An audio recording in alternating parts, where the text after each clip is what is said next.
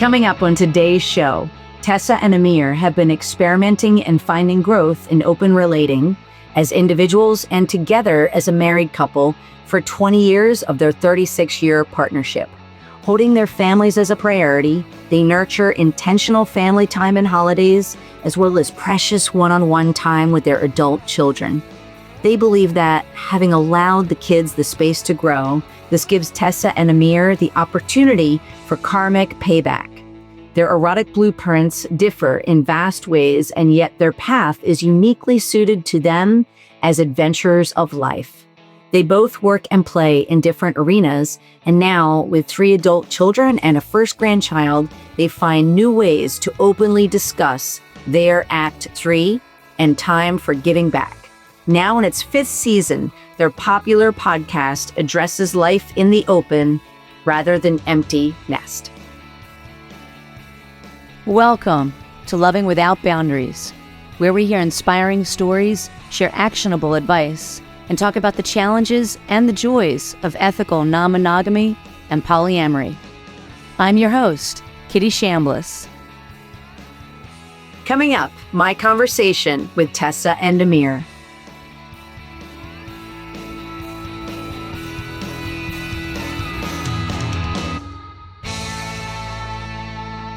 Welcome back to Loving Without Boundaries, where I am really thrilled to be here again with Tessa and Amir of the Open Nesters podcast. We actually had them on back, we realized about it was when I released the episode 4 years ago. It was episode 154, and we're partly here to get an update, to see how they're doing and continue that journey to illustrate what can happen over the course of our lifetimes and years as we are building families and relationships in a way that work for us, knowing that we evolve and change over time. So welcome back to the show, Tessa and Amir. I'm delighted to be here with you. Well, we're so glad to be back. That's awesome. So yeah, I would say let's give the mic over to you. Whoever wants to share. I'd love to just we've referred back to the previous episode. Folks can listen to that one. And 4 years have gone by. So give us an update. Where are you both now? I love this idea because we're really special with ourselves. You can't take for granted passage of time. And the fact that that we can't take for granted our relationship is still intact in different ways and evolving ways. And we sometimes call it like this idea of we have these breakdowns, but we also have breakthroughs, and our commitment has lasted. And I want to just open with that because I think that some people, life sometimes is very ephemeral and passes so quickly, and we don't always realize where the value is held. So I think us holding each other even in more value, even as we've really the past 4 years, I think our paths have become even more divergent than they ever were in certain ways, especially sexually. So yeah, we could talk about that. I want to say that the journey, I don't want to be redundant about our journey that can be heard on your first episode, 154, but we have arrived to wherever we arrived 4 years ago.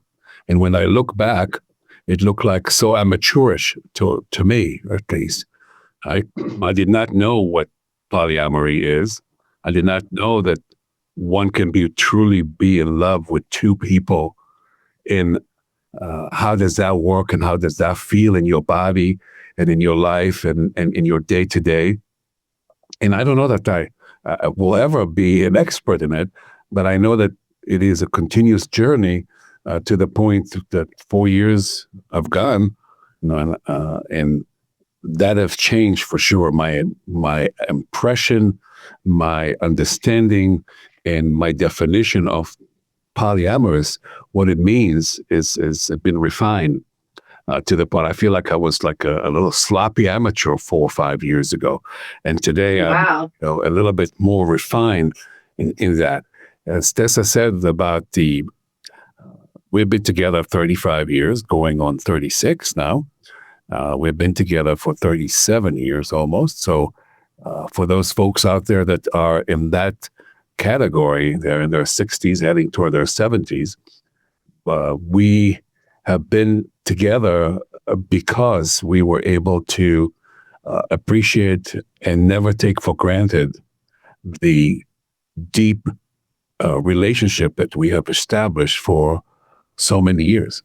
So that is, I think, the core of our survival, so to speak, for so many years. And I think that it's going to be continue to be the guidelight that's going to take us to the next decade. I love that. We just to hint into what we talked about in our first episode is that, for example, we have had an open relationship, open relating for 20 years, and more now, one. And the beginning was a swinging lifestyle, that we established friends with benefits. And so for us, it was progressive in that way. And for us, it felt progressive. And I tend to be more emotional, and I live in my body more than Amir, I would say he acknowledges. So my awareness of my lived experience as I fell in love the first time was pretty profound. And that actually, I've been with that same lover for 21 years, which is why he calls me his muse, and I've become his sexual muse. So I've been able to open that side of myself in a way that I would have never dreamed of, and it continues to open in that way. And I would say Amir, the reason he's feeling more of what polyamory feels like in a different and unique way is because he experiences it more now in his body as well. He became something cellular. And I don't think we give enough credit to that, the experience that we have as an embodied piece of what love can feel like deeply.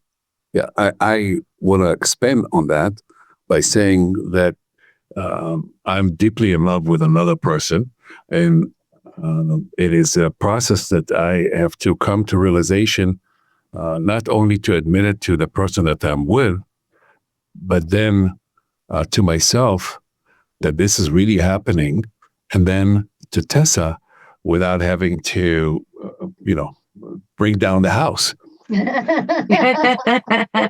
So it's that's what it feels to me like, wow, I can do this. It's possible to hold two immense loves, one that is based on family and so intense love and family values, traditions in our religion, etc., and one that is coming through as a brand new love. And it is the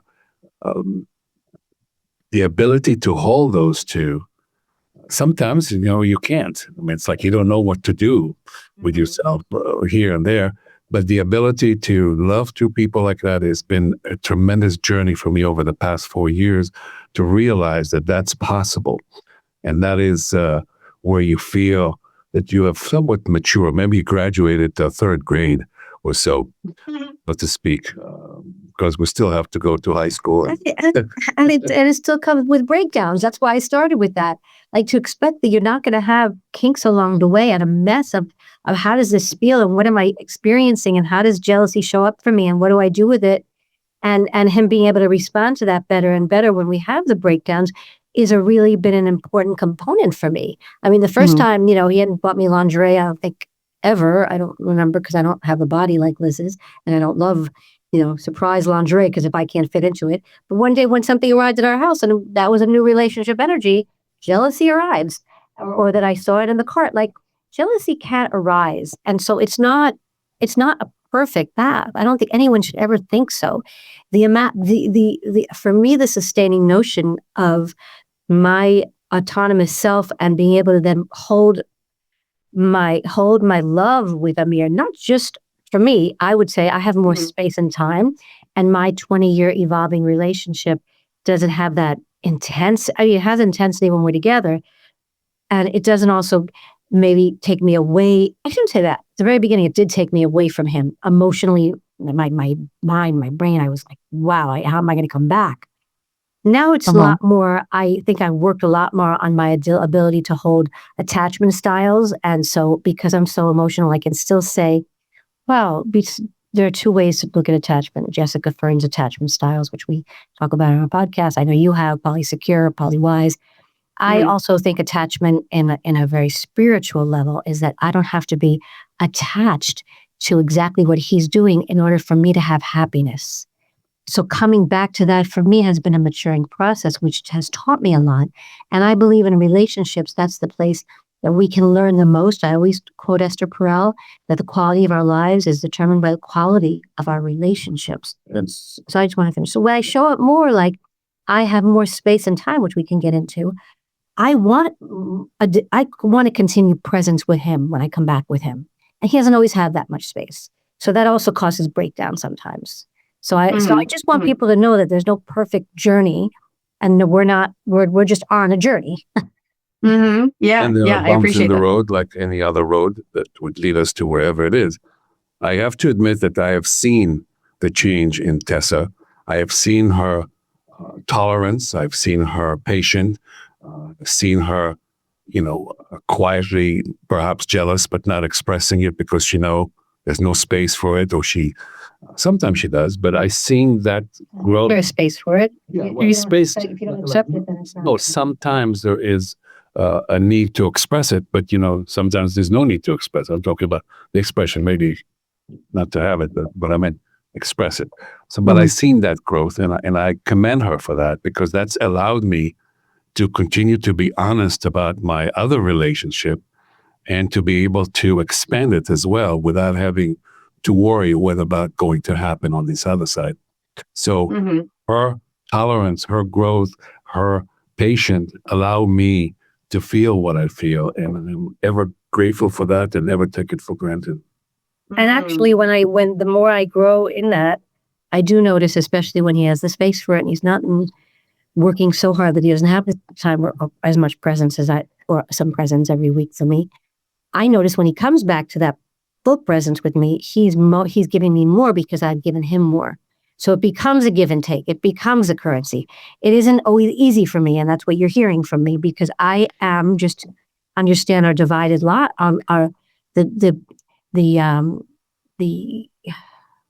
the way our lives are so different, our differing lifestyles.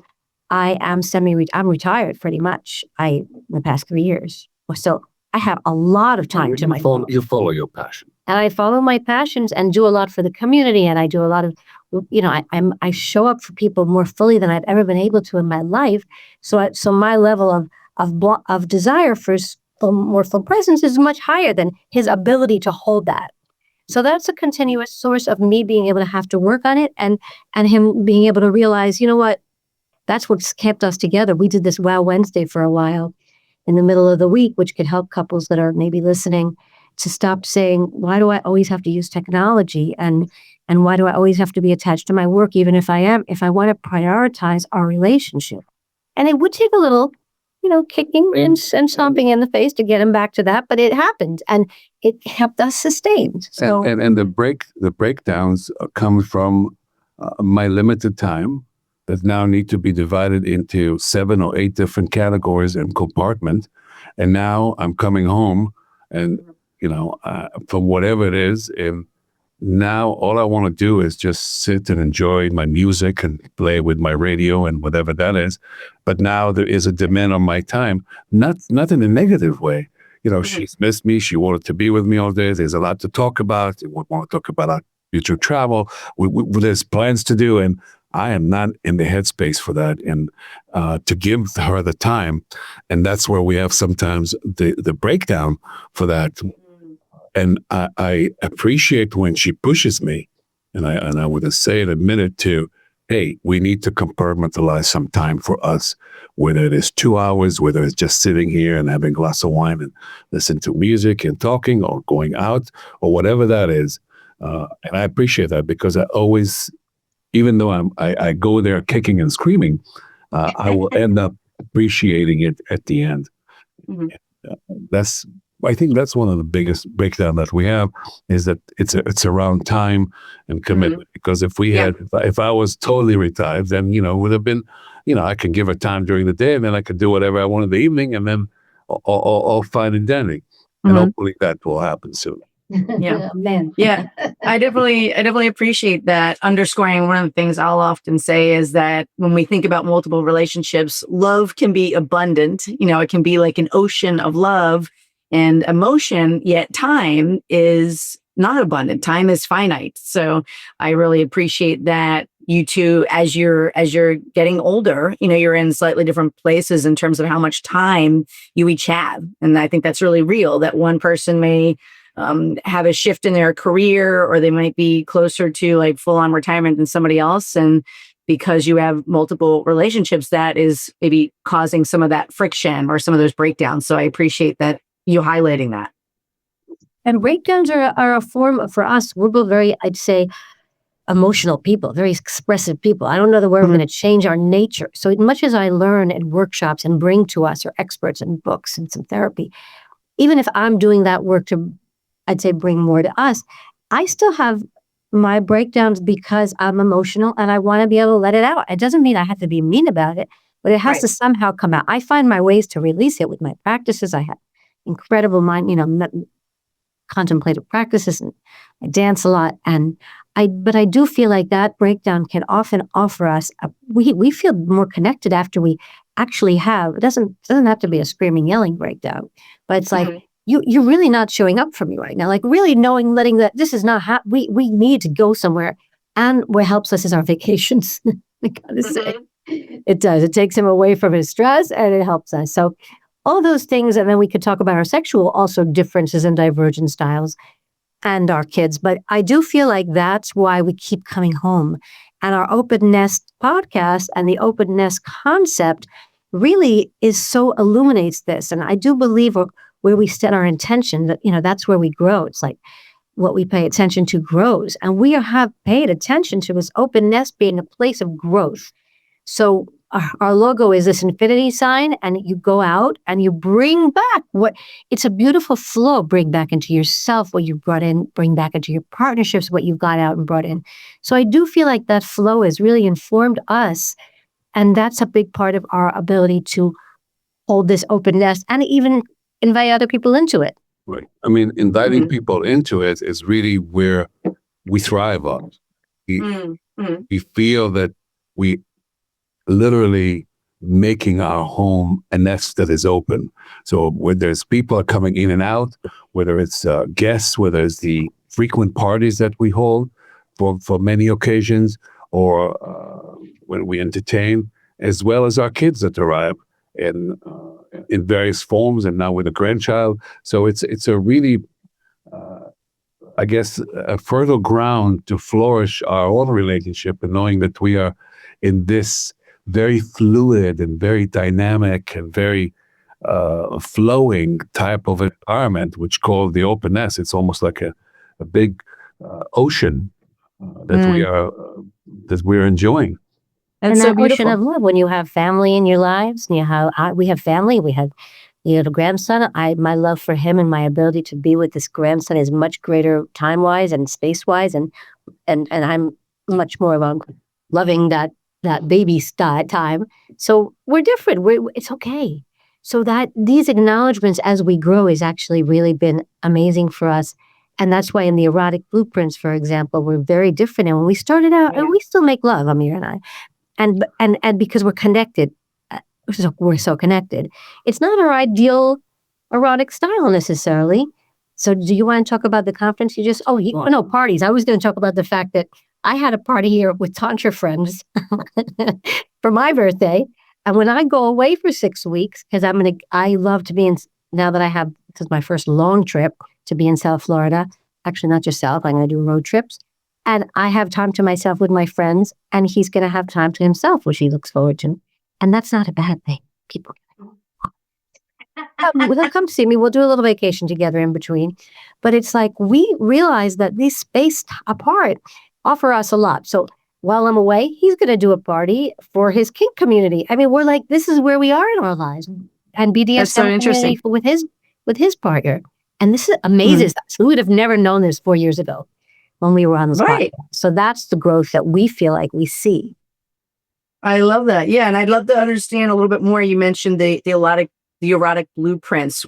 Tell me a little bit more about where have you grown different, yet still deeply appreciating each other still, instead of making those differences something that cause you to break apart. Tell me a little bit more about that. Like what's changed in your sexuality with the erotic blueprints, what you've learned about yourselves and each other.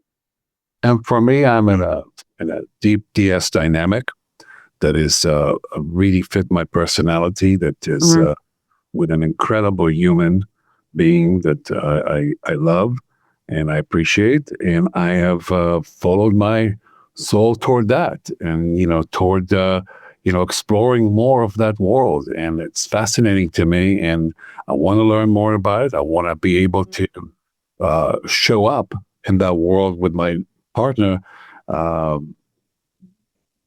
without having to worry about it. That would be really a real treat for me, a real benefit. I went to fire and you were just there with her. I went to Winter Fire and it was just phenomenal. And just one of the most incredible experiences of my life, I should say, was a conference. But that was here in the DC metro area, wasn't it? Baltimore, yeah. Yeah, that's cool. So I would say that I went, I'm exploring that world and I'm kind of like very much deep into that. That's my interest. While Tessa is in I have taken online course, for example, after I did my master's in consciousness. I was always interested in Tantra. And my lover of all these years has followed me in a lot of energetic and sensual. We said our sexual exploration goes so deep, and Tantra is about the subtle energy to be able to notice. So I've evolved in my body to feel so much more self-expression in my sensual and energetic body. And he's been able to just orchestrate that with me and on my own. So whether it's through being outdoors, honestly, my sensual relationship with nature has evolved so much. There's something called forest bathing that I've been doing, and that's why I'm going to be in Florida, so I can be outdoors and do some hiking. I love the how my body can feel so alive and orgasmic in life, and that's why we're very different in this particular way. And it doesn't have to take away from the way we relate. Although I will say that recently I told you I asked, what can I do I'm going to use what I know in a way that I think could be a connection for you. And so I did a lingam massage, which is a cock massage on you recently. And I feel like bringing to each other what we can know the other would enjoy also requires an intention. Otherwise, we wouldn't stay as connected to growing our sexuality. It would just we're the same. So that does require attention and intention in the same way. I love that. It requires attention and intention. That was beautiful. Yeah. Yeah. Intention means from Latin is about to stretch and grow. It's like if we're not stretching to grow the intention, it doesn't come from the same place of comfort. It comes from a place of discomfort. So I don't naturally want to do that. Maybe I don't know if you'll like it. I didn't even know if I like lingam massages, but I learned to do one on a man I didn't even know at a festival. And I was like, you know what? I'm going to be curious about this. Just so the idea is how do we open our senses? And so I'm very sensory. So I continue to evolve that way. And so we really are in very different places as far as those our erotic blueprints go. There, if you don't know that, I'm sure you've interviewed erotic blueprint people on your podcast because we have. When I've had Ann Moore, if you're familiar with Ann Moore's work, she's been on the podcast as well. So yeah. Yeah, Anne's amazing. We just had her on ours. She's become like an older woman that does shibari now for younger men, and she's like become a goddess in that world. We just had her back on a second time on our podcast because she has an older son who's also understanding her open nest. That is so cool. Wonderful. Yeah, so I'd love to just maybe have a deeper understanding, if I may, about what would you say are some of the differences between where you were 4 years ago and where you are now, if you had to kind of summarize it, or including expanding maybe a little bit more on what you've learned over the last 4 years. Anything come to mind? I mean, as a family, I think we've learned that our kids in this open nest are so welcome in a way that I never think we would have expected. We redid a bedroom so the baby can be here more. We have our son home who's still doing law school because it's only 40 minutes away. In the last 2 years, he's in his third year of law school. The idea of us being curious without having an exact way of doing things I think has been our most amazing growth, because that leaves us with possibilities. And if I go on the same line of family, we have interviewed on our podcast many couples and single individuals that are their family are estranged, that they are not being able to speak to their kids or speak to their parents or be with them, and for whatever reason. And that is opened up for me the fact that I should never take for granted the relationship that we have with our kids, simply because that fluidity that they can come in and come in and out of our open nest, or being able to pick up the phone and talk to dad or mom, and we can do the same thing without having to, worry about, well, what they're doing with, being strange to them. This is, for me, is an opening. But I did not realize how many destroyed and families are out there that have that issue with their kids or their parents. And they know all about our openness too, and our open relationship. So the openness is also a podcast about open relationship. It's also a podcast about openings in other ways. So people that travel differently, that choose different lifestyles, even about grief and aging. Our podcast covers a little wider range of topics than just our open relationship. But our kids know, and they know who our partners are, and they encourage us, and the fact that they see us committed to each other, I think, has been inspiring. I mean, they tell us has been inspiring for them. So I believe that our, even though it's not a perfect road like we talked about at the beginning, I think our commitment to each other to get through things, to have the breakdowns and breakthroughs, to look at each other in a way that is still holding each other with such high value, is an example to them. And so that's where I feel the most growth, is that we've been able to integrate and notice that and appreciate that, and just feel grateful. I mean, grateful beyond I can imagine, honestly. That's beautiful. And you mentioned it a few times about the different breakdowns and then the breakthroughs. I often will say that sometimes we have to have a breakdown in order to get to a breakthrough. So I appreciate that you've mentioned that several times. Is there any particular moment or different breakthrough that you'd like to share here that was maybe an aha moment for either of you, or particularly poignant moment of your growth journey over the last 4 years? I don't really can pinpoint one, honestly, but I am, perhaps there'll be one in the future, because I want to know where this is going to go and how this is going to develop. And that's what I want to bring, because I'm grappling with how to have those two relationships coexist and how to continue to manage them. So, no, I don't have anything I could think of at the moment. That's okay. I don't know that I do either. I would say though, there's a continual, the more I'm aware of coming back to my own, I mean, I do breath work of my own, I've done plant medicine, my own consciousness in a bigger way. I get more perspective of this not being something I have to be so attached to make it my way. It's just, it's the awareness of it not having to be my way. I would say that even if it's not a moment, it's a continuous understanding around that same point, that it can be bigger than my way. I can have a bigger perspective of this. That's so beautiful.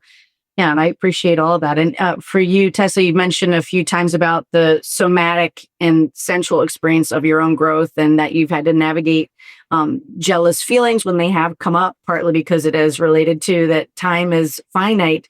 Is there any, you've touched on a couple ideas that have worked for you, but anything you'd like to expand on in terms of your somatic work, whether it is the breath work or anything else that has really helped you to navigate your emotional landscape, or anything that you'd like to share that you think might be helpful for any of our listeners?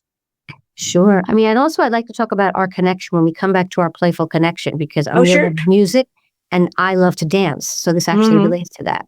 So awesome. When we do these parties, and when he has the time and we can listen to music, I can just enjoy being with him to dance. That is a release for me, to allow for myself to just be in my body in its most joyful state. And so I go to all kinds of conscious dance events. 5 rhythms I recommend looking up is just, it goes through all the rhythms of your body, even if you're in grief or chaos or sadness or joy, and it lets you flow through those. And it is such my favorite expression is the movement piece. So when I go to dance weekends or I go to a dance event, I just release so much. And also the breath work and meditation and Tantra has the subtle energies that I awaken with something now. I've been doing an 8-week program, which is actually every single day in the morning. It's good for dementia. It's called the Kirtan Kriya. It's from Kundalini, but it's a 12-minute way to awaken with a mudra and a mantra. So if someone wants to look that up, those are things that awaken me into my body again and help me stay in my circular breath in my body and help me stay calm down and aligned. Mm-hmm. That's so beautiful. Thanks for sharing that. And what would you say has evolved or changed in terms of maybe how you're viewing your Open Nest podcast? Do you think it's more like a way for people to view both of your evolution over time, or how would you say you're relating to your podcast a little bit differently? Well, we have listened to our first episode that we have done together, launching the podcast. I guess, what was it, January of 2021, same time we were on your podcast. Oh, yeah. And you can tell that we have matured in our ability to deliver a quality podcast, number one. Mm-hmm. And number two, we were able to, with the genius help of Tessa, to select guests on our podcast that are related to the Open Nest stage, Act 3 of your life. And that does not have to have a specific age. It is a period that can start at your early 50s or mid 50s or early 60s. It doesn't really matter, or late 70s, I don't know. But it's an act where your kids have left the nest and now you are an open nester. And Tessa was able to bring up guests and experts and couples to share that. And that's how our audience base have expanded to the point that we are at an awe and wow, how is that happening? And I think that we have established ourselves as, I don't want to call it an authority, but it's definitely a resource for many couples to go into. And not every episode is appealing to everybody, but I'm sure that among the almost 200 episodes that we have done over the past 4 years, there are episodes that relate to many of people that in certain subject matters. So that's how our podcast evolved. And speaking of which, we're doing a sampler episode while this is being aired of our love and sexuality category. So that's going to be on for February. So if somebody actually goes to our podcast, even on Spotify, Apple, or our website, that's going to be the podcast that it'll be our sampler of our love and sexuality episode. So they can get a taste of what we've done on the podcast. And I also want to mention we've had our original intention, I think, as we said to you maybe in our first interview, was that the Open Nesters is really a brand of the series that we envision on TV. And we, since the past 4 years, also had success with working. We have a development deal with Audible that we do hope to have a podcast that talks about this stage of life and that the exploration possible and the curiosity once the kids leave the nest. So we're seeing this brand as an evolving entity that is very exciting for us to just be able to. Yeah, and it's I think that the most important thing that what tied Tessa and I for over the years, we always had a dream together. We always had a project together. We always had a mission together. We always were involved together. We never, although our career paths are so different, we always have something that we worked on together. We can go through our history and name a variety of projects, businesses, missions that we have set ourselves for that have connected us in many ways. And I think that the podcast is one big platform where Tessa and I connect on a mission for the future and for our current lives. And that is very, very important to tell audience that no matter where you are, whether you're polyamorous or you're not, whether you're an open relation or a swinger or monogamous or whatever you do, having a project, a dream together with your partner, spouse, is so essential to the survival of any relationship. And, you can pick and go play pickleball together.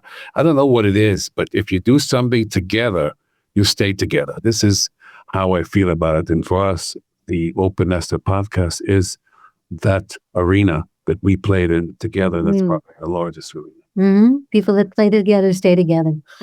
That's beautiful. That's beautiful. I mean, I not love always that. in a playful way that when you just have met them, but if you're in a deep relationship, that play component is so essential because our lives are so serious.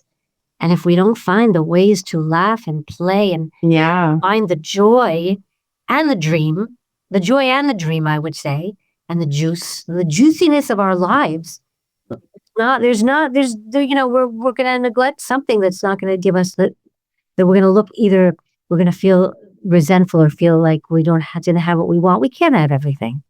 You can just choose and that's been I feel like part of the openness and the interviews we've done about grief and aging also teaches us how letting go of some of the things that really releasing is such a big part of life and knowing how to slow down and release. And I would say my ability, because I tend to be very fast talking, fast paced, my ability to have the space to slow down and enjoy things more is part of what this openness journey has been for me.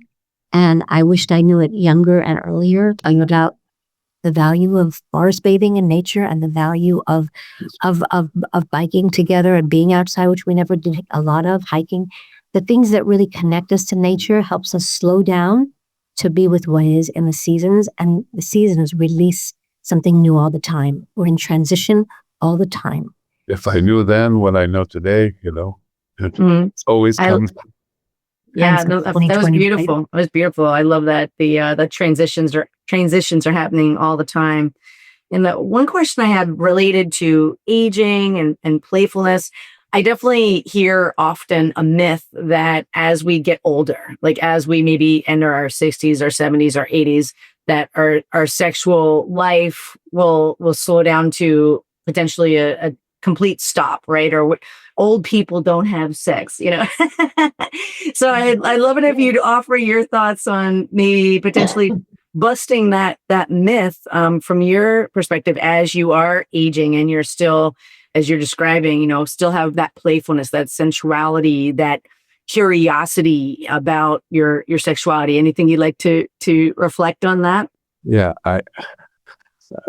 a year ago I was talking to one of my colleagues, and much younger than I am, and we got to talk about sex, and he says people still do that, and to just reinforce what you're saying, some people have lost the desire to have sex, and they just resort to life without it. I mean, you can talk to people who say, well, I don't need it.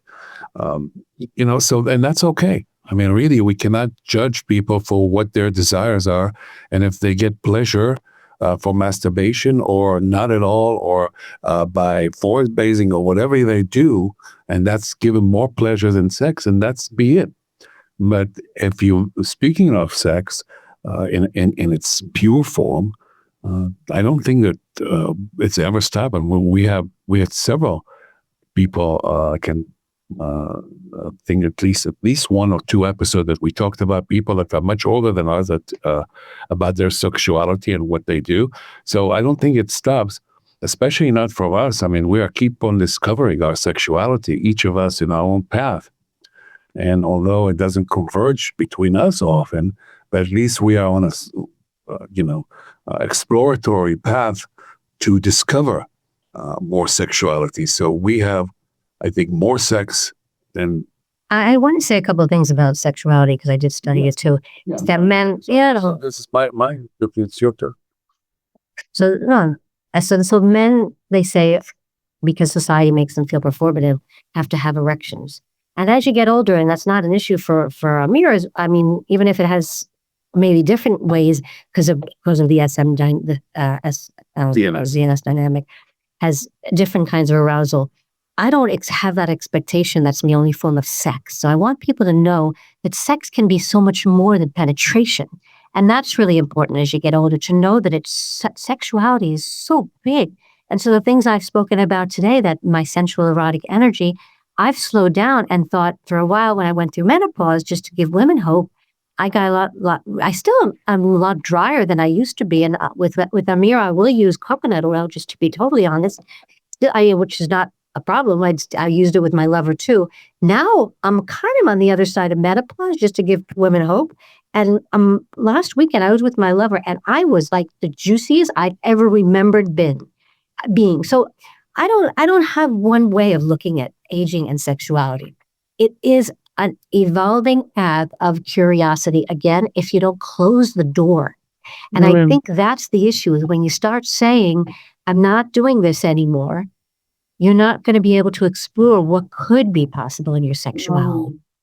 So that's, to me, one of the most important parts of aging in any way is accepting what is, maybe something having to slow down, maybe something not having to look the same, and embracing what could be by trying new things and being exploratory and staying curious. It still is that playful element of not aging because we stay playful. So I like to talk about that. The playfulness and the curiosity is what can awaken our sexual energy as well. That was so beautiful. Thank you for sharing that. Well, I'm really enjoying the conversation, and I want to make sure to honor both of you. So is there anything I haven't asked, or anything that you would like to share with our listeners as we start to wrap up our episode and our conversation here? I would just say that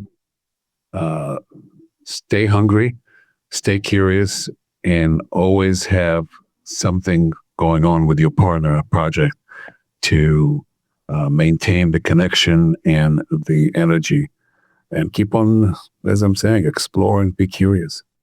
And this open nest is such an opening. You know, if people are going to have kids out there that are aging and they're concerned that there's going to be a fall off, I'm actually, by the way, concerned too. Our son is home, and I'm absolutely nuts about him, our adult son, doing law school. He's going to go away when he finishes law school, and sometimes my heart goes like, oh my God, I'm so crazy about it in my house. I love this man, this adult now. So we're going to have a fall off, but it's okay. You'll get through it.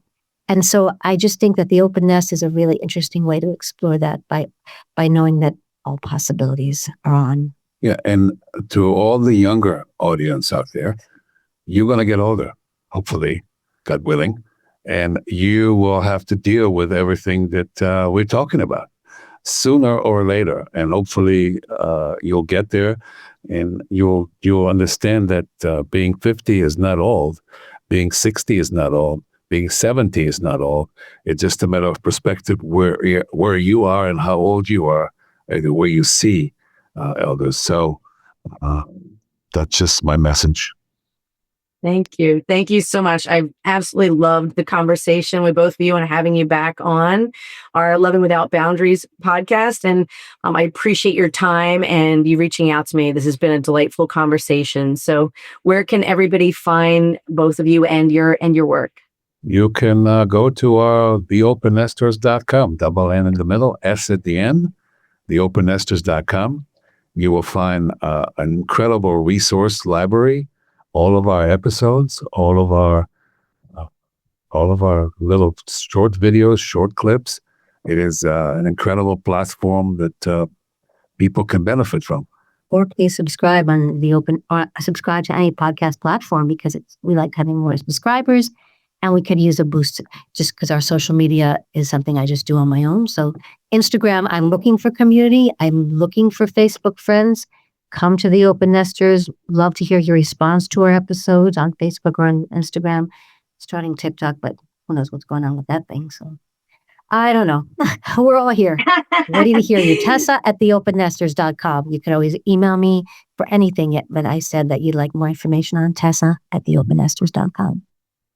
I love it. I love it. Well, thank you again, both of you, for your time and your presence and the gift of your wisdom that you shared with us here today. Thank you, Kitty. Thank you for having us back. Thanks for tuning in to today's show. If you like what you heard, are struggling with some aspect of your relationships, and you're interested in seeing if you're a fit to work with me as your relationship coach, here's what I invite you to do next.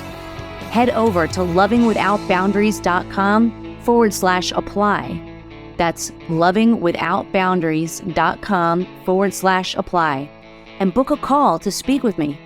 I'll get on the phone with you for about 45 minutes, and we'll get you crystal clear on 3 things: Number 1, exactly what's not working well in your relationships right now. Number 2, ideally where you'd like to be and what might be getting in the way. And number 3, the exact strategy to get you there, helping to close that gap. Remember, creating healthy, open relationships does not typically happen by itself. Many often need expert guidance to make it happen. We've helped clients all over the world to feel safe, happy, and secure in open relationships, while not losing their mind or their cherished partners. To see if we can help you do the same, head over to lovingwithoutboundaries.com/apply. I'm Kitty Chambliss, and let's talk soon.